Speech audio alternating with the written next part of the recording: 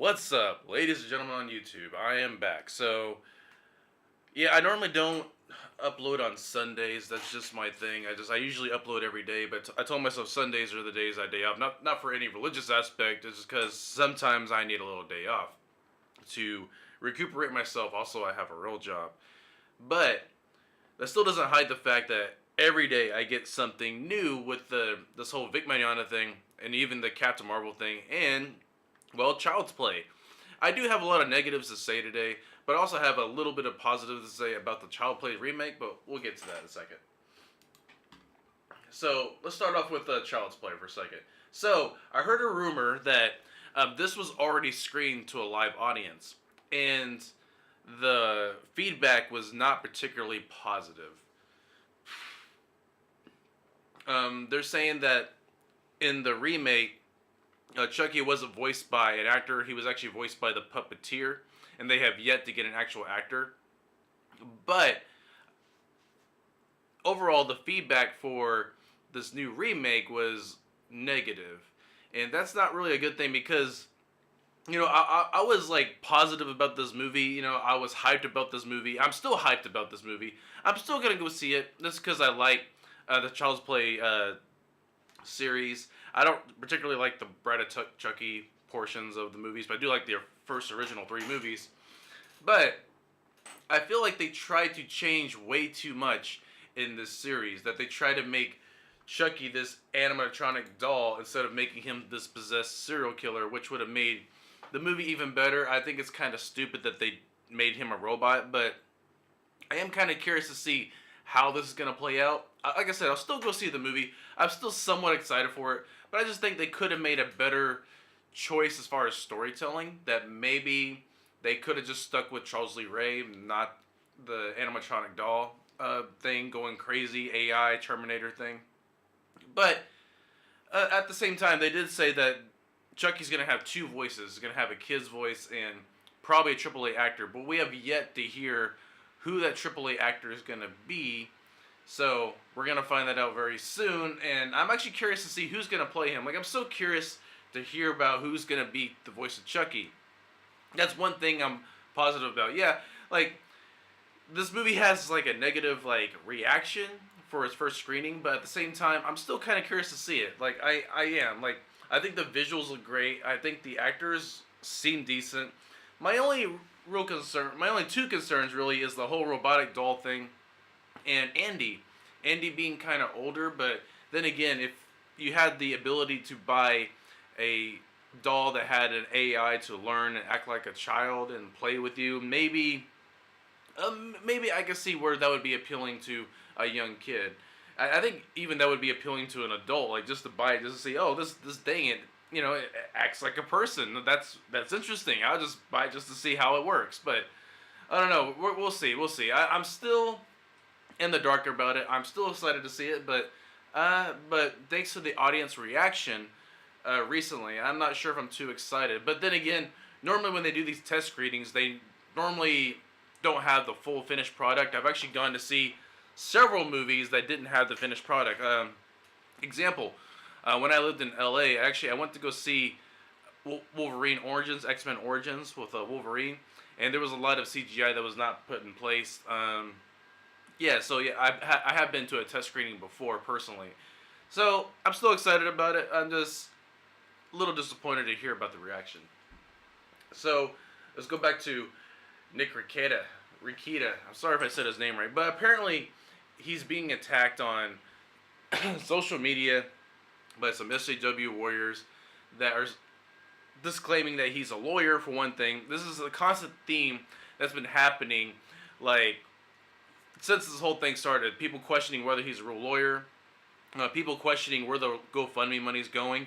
But they're like, he started this fake GoFundMe account for Vic Mignogna, but where's the money going to go? It's obviously a fraud, blah, blah, blah. Well, if people have been paying attention, Vic Mignogna has stated that, yeah, he started the GoFundMe for me, but I decided to send it to abuse shelter. So,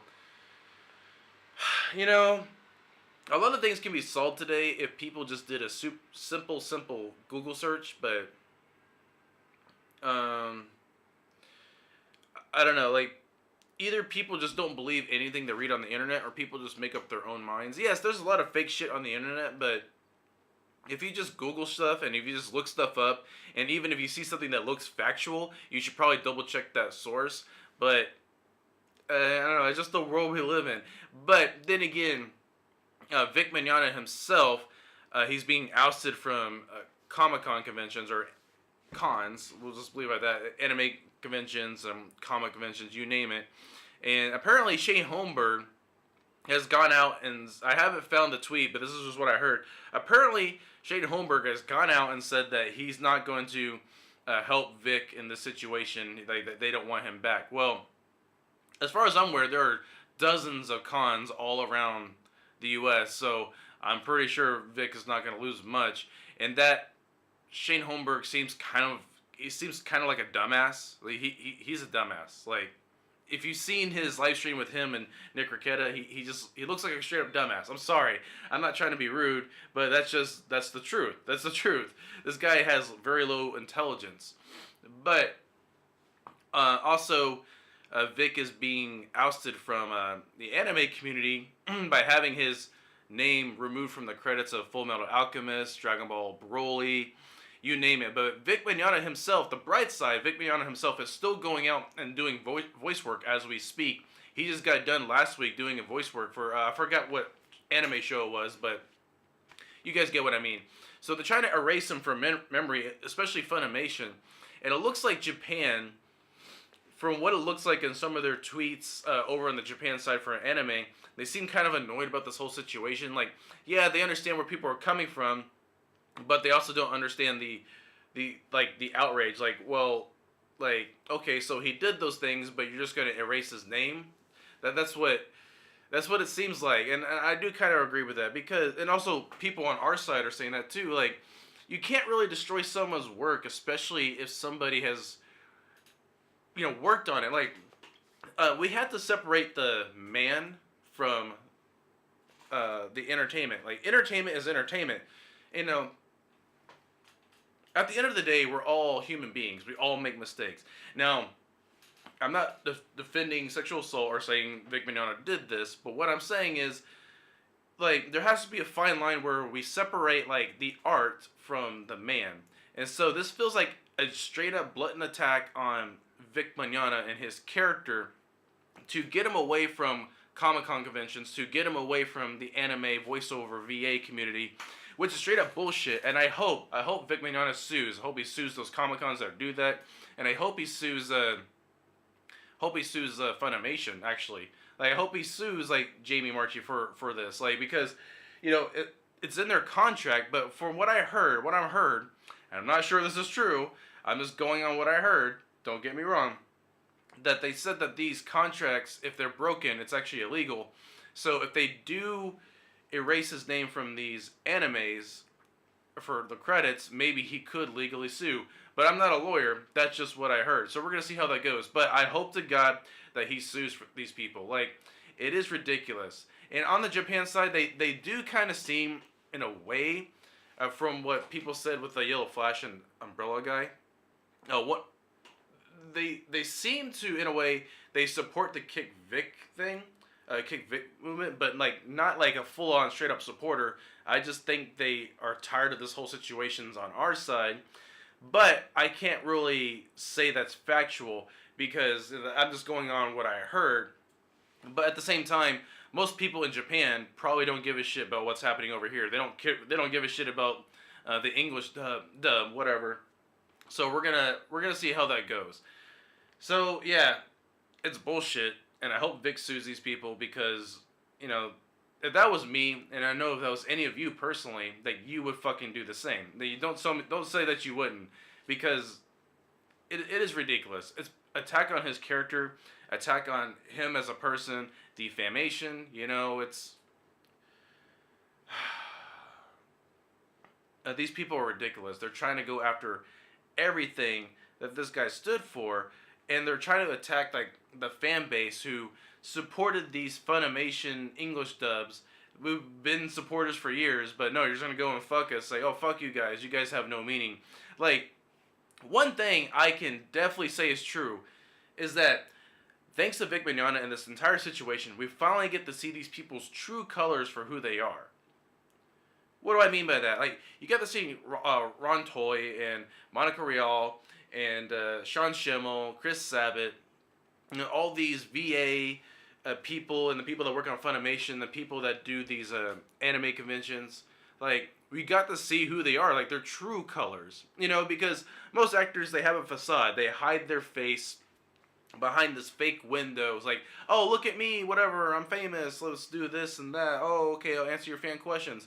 But every human being has a downside. Every human being has a flaw. Even anybody you meet will always have a flaw, no matter how much you like them. But we finally get to see these people for their flaws.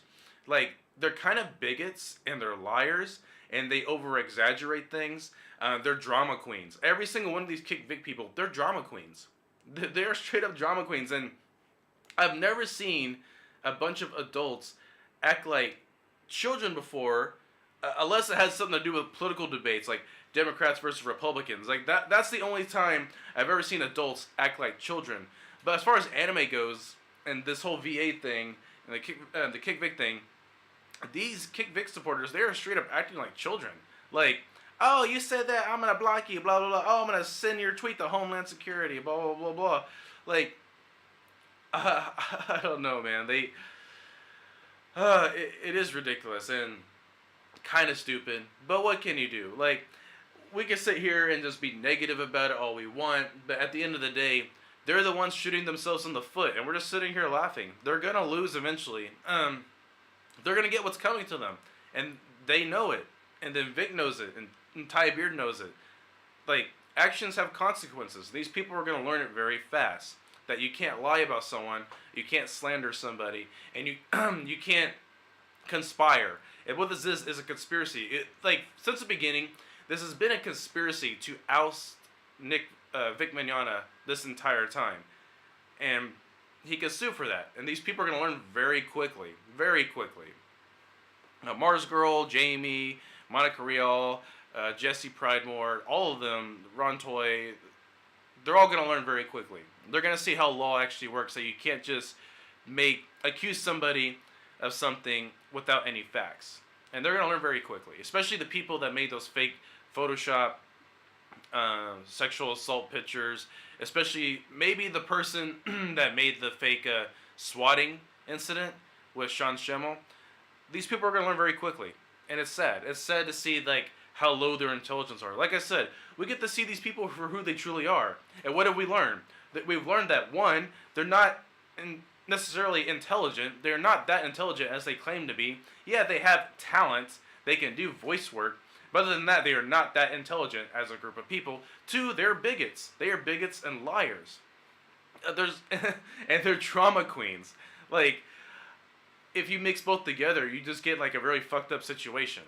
And then you have Vic Mignogna, who seems for some reason, seems like the only normal guy. But seeing Vic Mignogna is also an actor. Actors are kind of weird. I'm an actor too, so we all kind of do strange things, especially out in public. But I don't hold anything against Vic Mignogna for wanting to shake fans' hands and hug people, and they've done it back to him.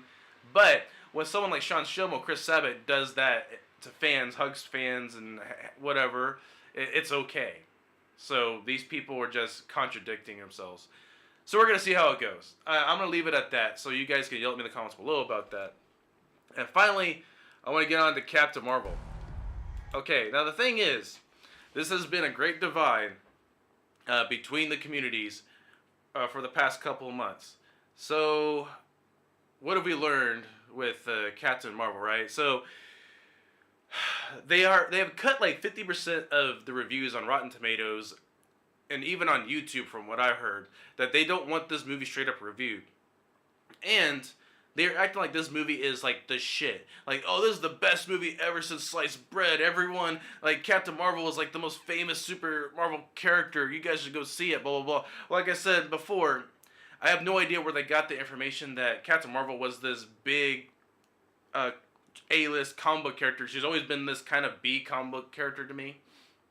And at the same time, it feels like a lot of these reviews, they're kind of made up, especially the ones that give this character some positivity. But at the same time, the negative reviews about Captain Marvel feel like it's negative just to be negative. But overall, even, and I've went to go see the movie too. Overall, between what people have said on both, like the people like, oh, this movie's like so fucking awesome, or this movie sucks, it's so SJW. No, I'm gonna give you the truth about what I thought about this movie. So here he goes. This movie kind of sucks. It's not like the best Marvel movie. It's also not the worst. It's kind of on par with Thor 2. And a lot of people have said this, and I'm so glad I'm not the only one that thought this, but it feels really that when you go see the movie that Brie Larson is kind of miscast. Now, I'm not basing this on the whole controversy she started. When I go see movies, I go see movies with an open mind, but her character felt very bland. But at the same time, one can argue, well, she was in the military, so she's going to have a very straightforward personality and be very serious. Well, guys, I've been in the military, and trust me, half the people in the military, they're just human beings. Yeah, they take work very seriously, but they also have sense of humors too. They are human. They have personalities too. Like I said, I was in the Army. I know. I was in the military. I know these things.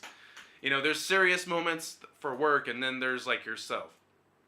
So I can't really buy that just because she was in the military that she's this kind of hard ass. But like I said, she just feels out of place in this movie. It's like the biggest concern I have about this movie is just her herself. I'm not saying this to be sexist or misogynist or because of the controversy. I just feel like she doesn't belong in this movie. I feel like this movie was supposed to be going to somebody else. On top of that, they didn't really good. Let's talk about the movie aspect. They did not really do a good job explaining Captain Marvel's abilities, like how she got her abilities. Like, yeah, there was the explosion, but they didn't really explain it. Like, that's the only thing that really, really bugged me on a technical storyline was that. And then there's some positives, like Samuel Jackson's in it. He's actually in the movie for a lot longer than I thought he was gonna be, and that's great. I love Samuel Jackson, but the action in this movie, it's kind of dull. Like, it's everywhere. Like, when fights go on in this movie, I sometimes can't tell who is who. And she's fighting the Skrulls in this movie, and I love the Skrulls in the comic books, but in this movie, they're awesome to look at as far as a visual standpoint, costume standpoint. But whenever the action starts, I cannot ever tell what's going on. And that's another issue I had with this movie. Now, the final issue I had with this movie, and I'm trying to give it some positives. Like I said, the positive was Samuel Jackson was in it. It felt like this movie doesn't really have much of a story. It's like point A to point B. Like, there's no real tone. This movie doesn't have its own feel. I mean, the positive thing I can say is that there's some nostalgic moments in this movie where she goes back in time around like the 80s. And you can see like some things like Blockbuster and some old stores if you're ever from that time period. And yeah, you can see some of that type of stuff. But other than that, this movie has no tone. Brie Larson feels like she's misplaced, out of cast. And they don't really do a good job explaining her powers very well. And then all the fight scenes just feel bland. Now, I'm also going to be brutally honest with you. When I was watching this movie, I kind of got a little sleepy. Like, I think I dozed off maybe 50 minutes into the movie. Like, somewhere around there between 30 and 50 minutes, I kind of dozed off. And I'm not sure. I think for 1 minute. And I come to find out I'm not the only person that this happened to. And that's weird because a lot of people said, oh, I did kind of fall asleep in this movie. And then there are some people saying that while the movie was going on, like when it's going to the end, they just wanted the movie to end so they can go. They weren't trying to be like, okay, this movie's gone on long enough. Get to the point. I want to go home now. And if a movie can give you that mindset where you just want the movie to end, then there's something seriously wrong with your movie. So, is this like the worst Marvel movie ever made? No. But is it the best? No. Black Panther is definitely better. This movie's definitely on par with Thor 2, which is arguably like the worst Marvel movie in the series. And yeah, I don't know where they were going with this movie. I don't know what Brie Larson was doing with her character. And one thing that kind of bothered me about Brie Larson's character, about Carol Danvers, was I felt like they were afraid to take chances. What do I mean by that? I felt like they were afraid to make her look weak, to make her look sexualized, to make her look vulnerable, to make her make mistakes, because as human beings, we make mistakes all the time. We have our own desires and feelings, but it just feels like Brie Larson is like, oh, I'm not a human. I'm just here. Like, I can't explain it. There's just something about her performance that bugged me. Like, there was no humanity in her character. So, yeah, that's my biggest complaint about this movie is, well, your star player, the main character, Captain Marvel, is not particularly an interesting character. Her powers are not really that well explained, and the fight scenes with her don't really give me a reason to cheer for her. Like, I felt like at the end of the movie, I really did not get to know who this character was. I really didn't understand what this character wanted, what their motivation was, and that's kind of disappointing. So, I kind of expected that though, because, like I said, in the comics, Captain Marvel is kind of a B-list character. She's not an A-list character like Spider-Man, like Wolverine, Batman, Superman. Those are A-list comic book characters. And even one could argue that Captain Marvel from the DC universe, Shazam, is also kind of an A-lister. But B-list comic book characters are characters that, they're kind of put to the side, they're kind of forgettable, but every once in a while you're kind of reminded of who this character is. Like, Punisher, Daredevil, those are to me A-list comic book characters. But characters like Captain Marvel, as Cyclops is also a B-list character. He doesn't really have his own standalone comics. No, he's in the ensemble of X-Men, but a character like Wolverine can definitely be an A-list character by himself. But then you get Captain Marvel, who's just always kind of there in the comics. So, I think that was just its biggest issue was they took a B-list character that most people didn't really give a shit about, and they tried to make a movie, but they didn't try very well. Now, I want to get into something else that actually bothered me about this movie, but this has a lot to do with the comic versus the movie, right? So, there is a character, the original Captain Marvel is in this movie, right? The original Captain Marvel. The original Captain Marvel in the comic is a male. So you get where I'm going with this. If you haven't seen the movie or have, the original Captain Marvel in the movie is not a male. It's a female. Why is this a problem? Because, well, if you go back and listen to everything Brie Larson has said during her promo to these movies, she comes off as very sexist, and she's all about, oh, girl power. I don't give a shit. No white males. Whatever. But yet, they go and spit in the face on the source material, and they try to change it up and turn the main character from male to female. And I just feel, now I wouldn't really have a problem with this if it wasn't for Brie Larson's attack, right? The way she's handled her promos. I wouldn't have a problem with this if, like, she wasn't so blunt about being a sexist. Like, she's a sexist. I'm sorry, I'm not gonna hold that back. She's a sexist. And so they go and change this character from female to male, and I think they did that just to make her female. Now, like I said, this character was supposed to be an A-list character from what they've been advertising, but at the same time, they changed so much from the source material to the movie. And you know what? Every movie has done that. Game of Thrones has done that. Game of Thrones has changed so much from the book to the show. Every single comic book movie you could think of has changed a lot from the comics to the movie. But it feels that changing Captain Marvel from a male to female, for some reason I feel that is a blatant spit in the face, and that is so disrespectful. But at the same time, they hold a tribute, a beautiful tribute, which is something I liked, to Stan Lee in this movie. And that's one thing that I can say that's a positive about this movie, that at least held a tribute to this guy. So overall, if I gave this movie a scale of 1 to 10, I give it about a 5, to be honest. Because it's not particularly a bad movie. A 5 is like 50-50, of course. It's not particularly like the worst movie ever made, but it's definitely not good. I have no desire to really watch this movie ever again. Like, I don't, because I felt bored watching this movie. I didn't really care about the character of Carol Danvers. I didn't. Um, the fight scenes weren't really appealing at all, and there was no real build up, no real tone. To be honest, I would kind of watch Thor 2 over this anytime, but even then, that's kind of pushing it because I don't really like Thor 2 either. So, yeah, and the other thing that bothered me was so Wonder Woman came out like a year before this movie, I think a year. But Gal Gadot showed so much more class than Brie Larson.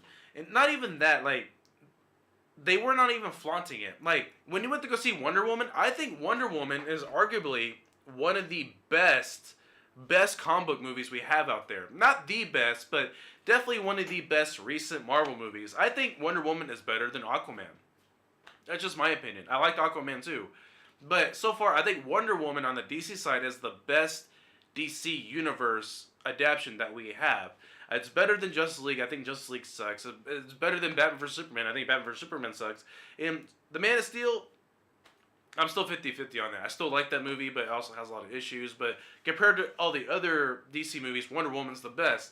But yet, it feels like Marvel didn't learn its lesson. It feels like people like Brie Larson just didn't see what the team and people like Gal Gadot were doing with Wonder Woman and just do that. They tried to replicate, in a way, the Wonder Woman movie with a more action tone. Like, I have no other way to explain that because it feels like Captain Marvel's symbol is a lot like the Wonder Woman symbol. So these two characters, Wonder Woman and Captain Marvel, actually have a lot in common.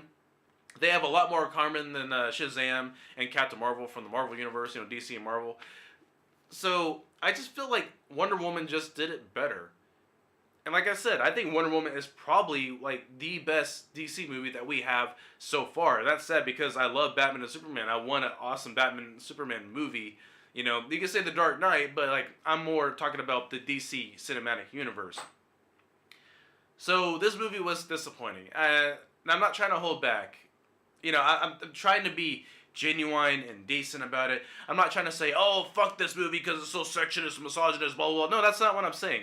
I'm just saying I am disappointed about the movie overall. Because me personally, when I go see movies, I leave an open mind. I go with an open mind and just watch the movie as it is. Like, when I went to go see Batman vs. Superman for the first time, I watched that movie with an open mind. Like, I watched that movie and, like, I enjoyed the movie the first time I saw it. I really did. I truly did. But when I knew the movie had a flaw when I went to go see it the first time, but I just enjoyed it because it was Batman vs. Superman, and I really liked that movie. But when I went to go see the movie the second time, like I said, I go with movies open mind, but when I went to go see the movie a second time to judge it as a movie, I realized this movie actually sucks. That's just what I do. I always go to movies with open mind, and it's always like afterwards I realize that movies suck. However, Captain Marvel, it was very obvious, clear as day, that I could not concentrate on this movie. I was taken out of this movie at least 4 different times throughout the whole movie. Like, the fight scenes just kind of confused me. I had no idea what Brie Larson's character was doing. I just kept looking at my watch, my phone, and I saw other people on their phones. And, like, this is a movie that was hard to concentrate on. And that's kind of disappointing. So anyways, guys, that's all I want to say about it. I'm not trying to attack this movie. I'm just saying simply, when I went to go see this movie the first time, it was very obvious to me that it just wasn't a good movie. And if you enjoyed the movie, that's great. That's good on you. Like, that's awesome. But I know shit when I see it. So guys, leave me some comments below. Tell me what you think about the movie. Don't forget to leave me a like, subscribe, and tell me what a dumbass I am. I'll see you guys later. Peace out.